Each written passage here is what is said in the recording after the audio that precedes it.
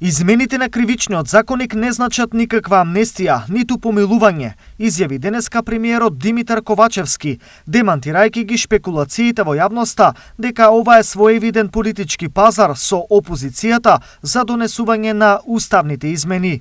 Измените на кривичниот законник беа презентирани прво како потреба на пленарна седница, потоа беа на комисија, каде што сите можеа низ директен пренос да ги слушнат дискусиите, и потоа пак имаше дискусии на пленарна седница.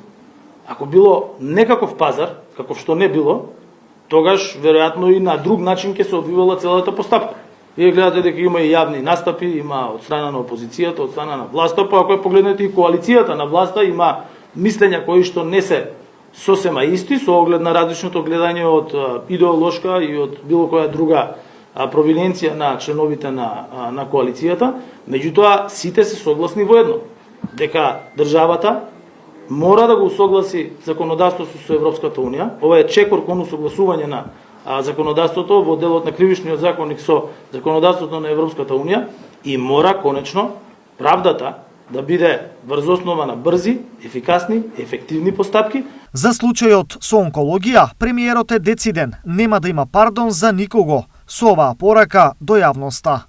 Имам порака до сите институции кои што работат на овој случај, дека вниманието не само на граѓаните, туку и моето внимание, како председател на влада, на членовите на влада, е насочено 100% кон разрешувањето на овој случај.